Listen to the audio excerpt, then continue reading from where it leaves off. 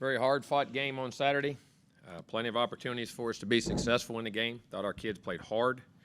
I thought we played really well in spurts at times, and then, they give them credit. They affected us in some ways, and when they made plays, they had good players too.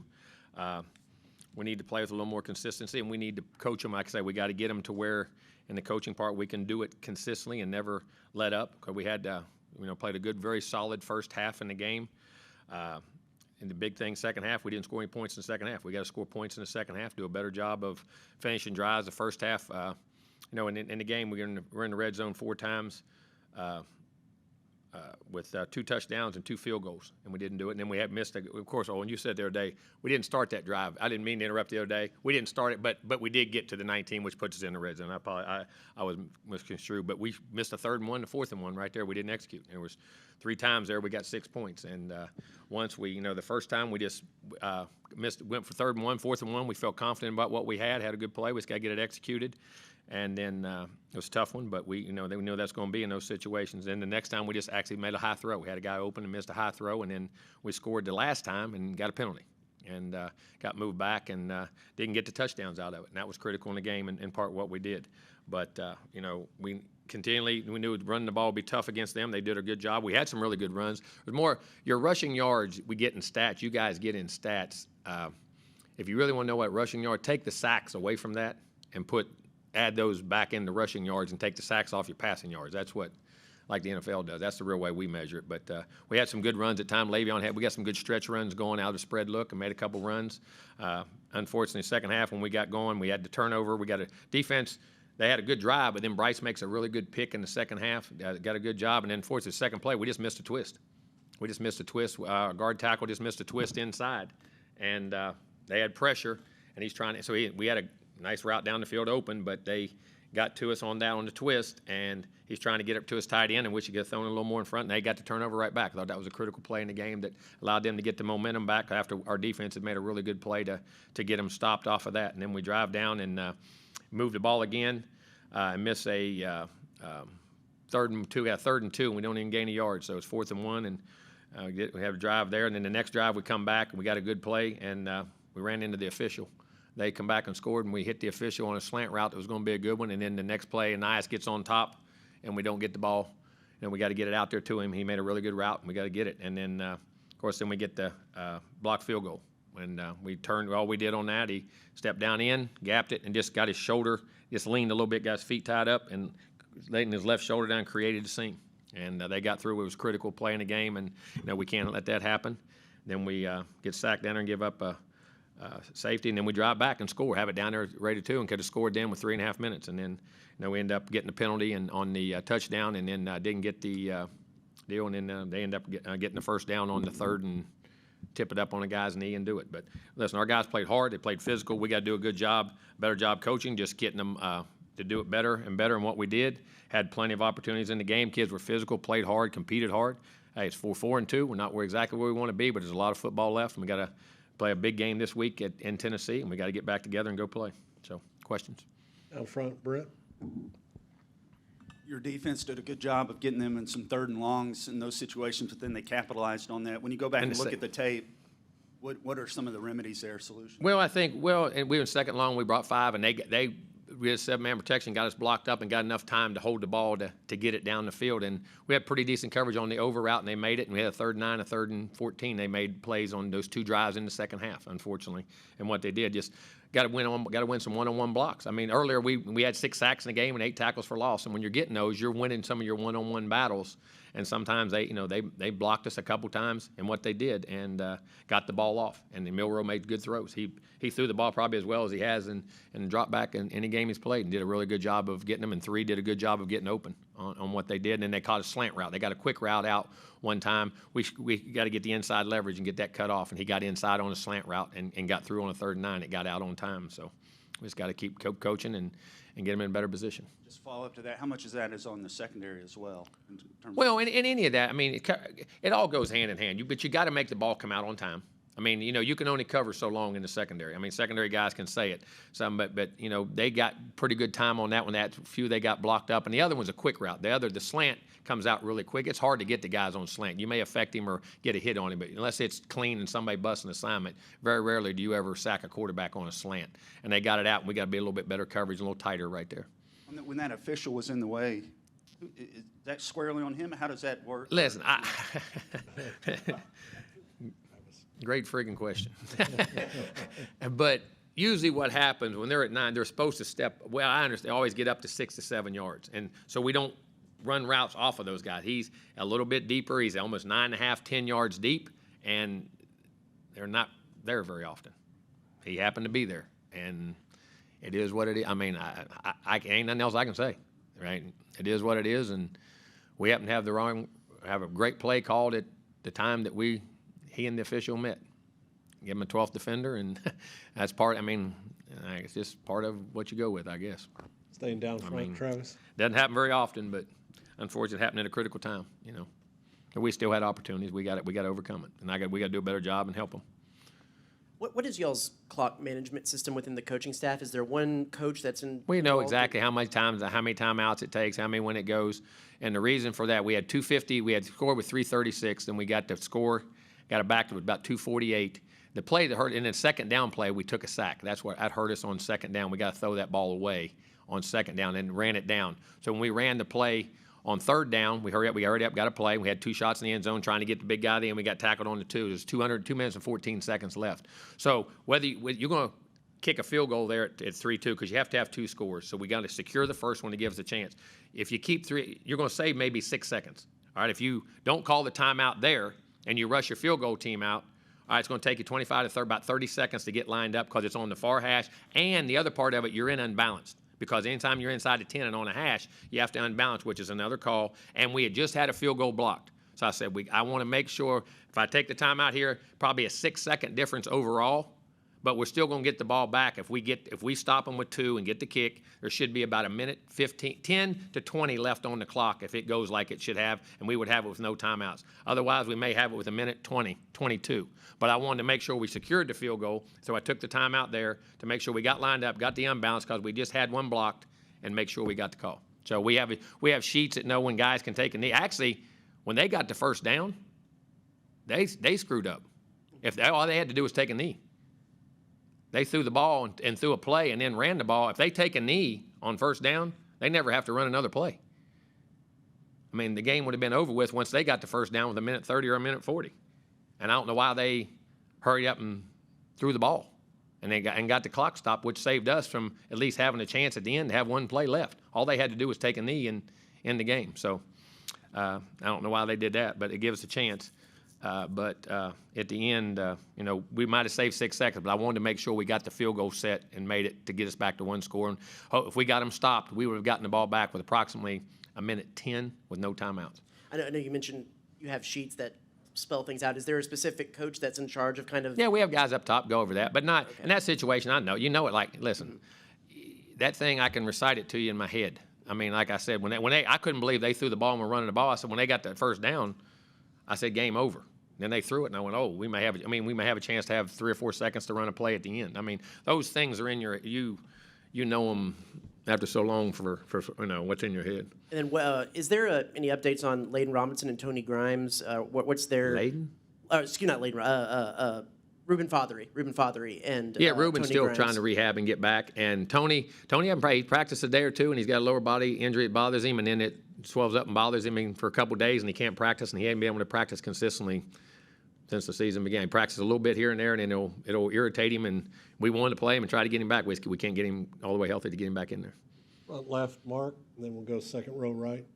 Well, part of my question just got answered. I was going to say, after the trouble that DeBerry and Deuce had. There's a reason we weren't. I was going to. But I was hoping that if we think we get him back, but some of those things, some of those injuries that. And like I say, guys will tell me, hey, I want to play, and then all of a sudden something will swell up on them. I mean, it is what it is.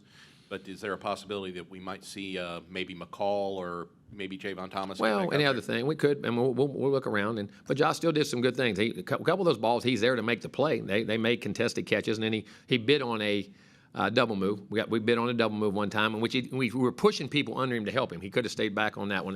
Just made a mistake. But he's played good ball. He's tackled well, and we'll find the guys that do it, and he's still doing a good job in a lot of things though.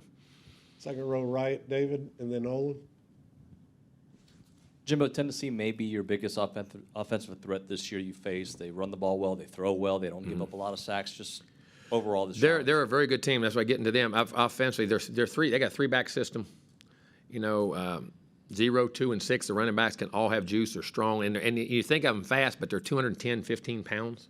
Small. Those guys are all really good players up there. The receiver, 10 is, man, he's got juice. Squirrel is. He is like a squirrel. Trying to get a hold of that guy, but he plays physical for a guy that's 165, 70 pounds. He can run. The receivers outside are tall. Mixon, it's hard to get on the ground. Remember him from high school. He was a Florida kid in Orlando when he came out. He's big and strong, and he can tell you what you'll see in that game when he throws deep balls. He'll throw them. Our DBs are going to have to pay attention because it's balls that you usually don't see thrown that far. They're in the air 60 yards, sometimes 70 yards, and you're not used to ever playing the ball that far in the air. They do a really good job that way, and he can run. He's strong. Offensive line's very good in what they're doing. They're running the ball and got good bounce. Tight end's a good player. Defensively, they got rush guys on the edge. 27 and 30 can bring it. Backer 6 is all over the place, can make plays. They rush. They're physical up front. Inside guys, 21, those guys are big. 5 and 1 at corner are good, and the safeties tackle well. They do a good job. 12 and those guys at nickel. So they got a really good team. Their punter can kick it right-footed or left-footed. I think he's only had 2 balls returned all year. It's all rugby stuff, and he can roll to the right and kick it or roll to the left and kick it, which is a problem. Field goal kicker 7 out of 8. So they're good in the field goal. He's our guys from Aussie, but he can't kick it right and left. So, but they kick it right and left and do a good job, and their special teams and their returners are good. So they're a good football team. And then offensively, like I say, they run and pass, and the quarterback's hard to get on the ground. Joe's like KJ. He's a big physical guy. Can you put your finger on some of the struggles on the road the last couple of seasons, and have you thought about changing anything? Well, change it how you approach. What do you go to the hotel this day, that time? What you approach is your maturity, how you play, how you practice. We'll do things different. We'll crank up maybe more crowd noise. We'll crank up more situations. We'll do, that constantly does change. And usually on the road, what happens, mature teams play well on the road. Mature teams that are confident and trusting things and believe in themselves. It's hard. But, you just saw Alabama. What they have, 8 false starts? They had 11 penalties or 10, 11 penalties. They had 8 false starts in a group of guys. So, you're on the road in this league. It's hard. Tennessee is one of those hard places. But hopefully your maturity and your leadership, and we're a little bit older this year, hopefully those things will help. And, again, staying focused. And that's, unfortunately, that's what happened in this game in the first part of that second half. We had a critical mistake when we got a turnover that could have had a big play coming back, and we got to sustain. And we got to pick up our short yard. We got to do a better job in short yardage and picking those things up, and hopefully that's what it gets down to. So we're always changing reps, what we do in practice, what we do on. We change constantly and try to look for things or different ideas from different coaches who've had success different times. Second row on the right, Olin. Jimbo, excuse me, been having some trouble with my voice. How do you ensure that your guys are able to bounce back and play with the same intensity against Tennessee that they played with Alabama? You just tell them what we did wrong. In the locker room, you saw a hurt locker room. You saw a disappointed locker room. You didn't see a dejected or a quitting locker room. You get guys that, and our kids have character. They have heart. I think they're going to play their tails off. They knew it. And like I say, I got back in that game. I said, you got to do ordinary things in games, and that's what it gets down to. And a lot of our critical things, we got to do a better job of coaching those ordinary things, and then they guys got to execute them just a little bit better in critical moments. But they see it. There's no rift. We're not blaming them. I blame myself for what we got to prepare them better, get them ready to play better. And what's funny? I have kids call me, Coach, it's my fault. It's not going to happen again. No, it's not your fault. You tried. God, there's caring in there. As long as there's caring and there's love for each other, you're going to go back and play hard and do what you got to do. And the issues in short yardage. Well, the first one was a missed assignment. The very first 3rd and 1, we had a missed assignment up front. We had one guy go the wrong way, and it cost us. And on 4th and 1, we just got to execute. We have the play. We just got to get it done. And then a 3rd and 2, they got push wasn't on our line. They creased us at the tight end. They got the good guys and got some push back inside on one of our tight ends backside that caused us not to get up in the seam and get it. So we've been pretty good on short yardage up until this point. We've actually been along the goal line. We got down there when we got in goal line. The time before we were able to run with our power formation. we got in. So we'll go back and evaluate it. We'll evaluate who we give it to and who we run behind. I mean, sometimes in those situations, it's about personnel. And what I'm saying is make sure you're running behind the right guy, make sure you're giving it to the right guy. You always see guys, certain guys are really good short yardage backs, or certain guys are good goal line backs, or we got to make sure we identify that and get the guys the right ball. Because Le'Veon's been running really good, but we got to make sure we give him some room to stick it up in there. So no concerns about just the physicality of the offensive I line? don't think that and they're scared. Listen, and those guys on that side, guys, we stopped them. They're physical. I mean, you ain't going to play any bigger, stronger front guys than you just played. And I don't mean that in any disrespect to anybody else. They're going to be as physical and as strong as anybody and have been for years. So, I mean, that's a battle. And we won a couple, they won a couple. And unfortunately, they won one that 3rd and 2 was critical. That on the other, the 3rd and 1, the first one, we didn't give ourselves a chance because we made a mental mistake. We said we had a step and created a seam for them. But the others we got to be better. Yes, sir. Coach, There's always, listen, physicality is always it's a priority and something we try to emphasize, and it's always a concern because the people you play in this league always have good D linemen. So that's why we work it hard and try to do it as live as you possibly can without hurting people in practice as much as we can. right before TV road, Chip, and then we'll go Tyler on the left. Jimbo, your red zone touchdown percentage is about 57%. Do you have a percentage that Over 75. You want 75? to say when you're 75 or better in the red zone, you're better. That's why I said we've neglected a couple times, and it's been throws and runs. It's I mean, you missed both. We had was it the ULM game? We missed 2 down there. We kicked 4 field goals that day, but we had 2 guys wide open we missed reads on in that game, and we had one at Auburn. The first drive at Auburn, we had a middle read that we should have gotten to, and then this game was more, we had some opportunities. But yeah, you want to be at least 3 out of 4. If you're 3 out of, we always used to say 70, I always say 75. I've led it before with 80, 88, 90. But if you're 75%, you're usually a pretty good ratio, especially playing good people, if you can get touchdowns. Yes, sir, and we got to do a better job. We got to score more points and get the ball in the end zone in the red zone. You were +1 in turnovers on Saturday. Yep. For the season, you're -3. I know we've talked about it for a while.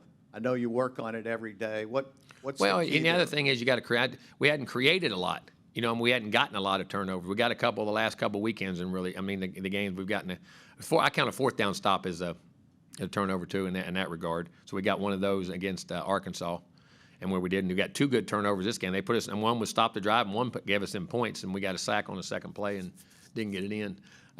But you're trying to create. You can't on defense. The thing you got to be careful of saying go create turnovers. You got to tackle the ball. You got to strip the ball, and you got to do it. But if you go trying to create turnovers or trying to intercept balls, sometimes you'll miss passes. In offense, we got to do a good job of taking and keeping it away. Unfortunately, the Arkansas game, we had a fumble, and Max had a throw out there we didn't need to throw, and then unfortunately when he tucked, he fumbled. In this game, trying to get it away, and we got to eliminate him. We had one, but one's too many. You get turnovers, and you got to eliminate him. That's the number 1 outcome in games. Back behind the lights on the left, Tyler, and then to the right, Ben. Yeah, Jimbo, you said Tennessee's got a couple guys that that can pass rush. How much on Saturday was it that the pass protection maybe needs to improve? Well, it Max does a need little, to but sometimes we got to get the ball out. Sometimes we got to get through a progression. It's a combination. We had some protection, but we had some of those balls, and no offense, that should have been out and had places to go with it, and we got to get rid of it. It's a combination. Sometimes you get caught hanging on the ball trying to create a big play. We got enough playmakers if you just distribute the ball to our guys and let them catch and run. And we had some, at the end when it got one-dimensional, they were teeing off and coming, and they were trying to collapse those edges a little bit, but there's some balls in our, we got to get out a little bit, and I think we can get to our guys a little bit quicker and get through the progression a little bit better, too. It's a combination of both. It's a combination of both. With it being on the road, especially in an environment like Neyland, it's got to be that much more difficult to get those plays out. Well, no, you're reading it. Listen, the good thing is it's noise. The good thing on the field is they got 11 dudes, you got 11 dudes. You know what I mean? It's still 100 yards long. So as far as what you're reading and doing those things, that communication can be tougher. That can be the problem. That's the thing you got to make sure. If your communication's good, then you just got to trust your eyes. Then your eyes, they can't do anything about that. But we got to make sure we're communicating well and everybody's on the same page, gets the right call or the check or whatever you got to do to make sure that we're doing that. That's the biggest concern when you're on the road. It's the communication part. And hearing the snap count, hearing those things like Alabama had an issue with, or making sure your hand signal, everybody gets on the same page. Once that's done, then it goes back to your eyes, which you should be able to go play football. Right side behind the lights, Ben. Coach, just talking about bouncing back from, as you mentioned, just the hurt locker room. I know. How do you get the guys, I guess, to sort of reprogram to where, You know, you give them the coaching points, 24-hour rules, and I You know do they're- it to I know win. they're cliches because they're true, but how do you get them to actually just by second nature kind of go into that mode? You do it all the time. Your whole program's based off that. The way you practice, the way your off season set up. Believe it or not, how you set up off season, how you set practices up, how you set drills up. That's why we try to practice at such a fast pace and get so many reps and get guys' minds off of it, and you get them to understand. Even when you know, and sometimes the biggest problem is not just having failure; it's having success. You want to dwell on the big win. You see it all the time. You see teams dwell on the big win, and then the next week come out and lay an egg. You know what I'm saying? It's the same thing whether you win or lose. That goes back to maturity, and that's one of the things I like, that we do have good leadership. We have a mature team and an older team, and I think those guys will help in that regard in making sure our young guys understand that. But, you know, it's a double-edged sword whether you win or you lose. You know what I mean? Especially you win a big game, Left side, third row, Alex. which all big games. They're all big games. I say Alex. big games. They're all big games. Alex Carter and Assis, you'll wrap us up. Hey, Jimbo, just what have you seen from Edgerrin Cooper's continued development the last few weeks in particular? I'm going to tell you what, he's trusting himself and his eyes more. His coaching, what I'm saying, and that comes with maturity. All right, I really, you know, sometimes you say players have doubt. They don't have doubt, but it's what they say. They don't want to make a mistake. It's not doubt. You have guys that, you know, they want to be perfect. They want to do things right, so that makes you be hesitant. Right now, he's got enough maturity, and he knows his assignments, and he's trusting his eyes, and he's pulling the pin and tackling. And listen, when he runs and explodes, man, he's one heck of an athlete. You know what I'm saying? He hits and he does things. He's tackling better. He's bending better, getting in better position. And what it's coming, Matt, is confidence, experience, and he's trusting what he's seeing, and he's reacting and not thinking. And then when he reacts, he's so athletic that he gets to place. I think we had 3 sacks this week, didn't he? I mean, tackles for loss and tackles, and he made 10 or 11 tackles. I can't remember what it was. We had, 11. but you know, him scraping and blitzing, and he's become a better blitzer. You know, it's experience. It's amazing when a guy will stay for 3 or 4 years that how much better they play. Hope they all take it, you know, adhere to that. Left side, Carter, and then Assis, you'll wrap us up. Hey, Jimbo. Evan Stewart had a great start to the game, but I think in the last 3.5 quarters, he only had 1 catch. And I know the official had a. Well, he had one, and we had him targeted and called for about 6 others. We had balls that he was a primary that we didn't get to. We should have thrown. We could have got him 3 or 4 of those bubble screens. We could have got him that one he caught earlier. There was 3 or 4 chances there that we were, you know, hopefully getting touches on him there. A couple of verticals we had, and you're right. We got to get the ball in one's hands. We had it targeted a couple times, and Reed's a couple times he went back to a nice on a read that Evan is viable on. He could go either side with a slant or that option route. You know, some of the things we're doing on each side. He's got the ability to off leverage of what they're doing, but we got to get the ball in Evan's hands. There's no doubt. Evan's got to touch it, and your playmaker's got to touch it, and he's one of them.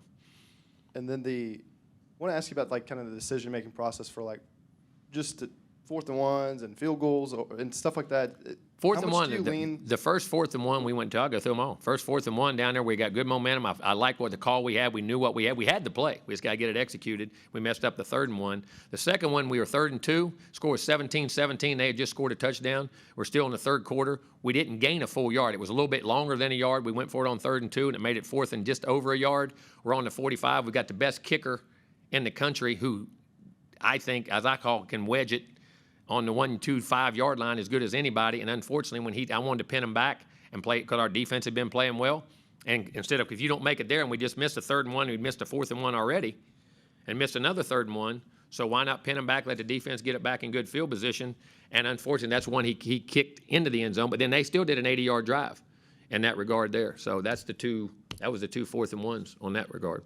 I was wondering, like, how much do you lean on gut feeling and analytics? We lean on analytics, and you also realize on points and momentum of the game. You got to understand when the momentum, and wasn't a time at that time once we failed on 3rd and 1 and had a 3rd and 2, had 4th and longer than 1, and they had just scored a touchdown. If we give them the ball back at midfield, why am I giving that away? And our defense is playing their tails off, and we got the best punter, in my opinion, or one of the top 2 or 3 guys. I haven't had one that can stick it inside the 10 as much as he does. And wanted to pin him back and hold that and then get it back. And because moving the ball, we moved the ball. We consistently moved the ball up and down the field. And some of the things that we didn't do was on our own mistakes that caused us not to move the ball. But there, so I go. I know the analytics and I know the feeling. You got to understand the flow of the game. And thought those one right there was not time to do it. Left side, Assis, you wrap us up. You talked about matching Alabama's physicality. A lot of people talk about that. Alabama hangover. So where do you stand physicality? Because Tennessee also had an open date last week. Well, but physicality, Listen, we're built. If you look at our guys, we have a big football team. We're built for physicality. We're built for endurance and for that. So we'll hopefully be just as, we got to be just as physical. And every game you match in this league, you better be physical. Everybody's physical in this league. And Tennessee's very physical and plays hard too. So that's just what you do week in, week out. In a kickoff return, it looked like there's maybe some miscommunication one time between Smith and Owens where they let the ball Who bounce. called it? They got to call it. And two's got to get up there and make the me call. And he went to do it, and he froze, and then froze on 17. They got to tell 17 to get up to get communication there. They got to do a better job. We were lucky on that ball hitting the ground. Anais went over and started to take it. Then he felt two coming, and we got to get that done. Yes. All right, Coach, thanks for your time. Thank you, guys.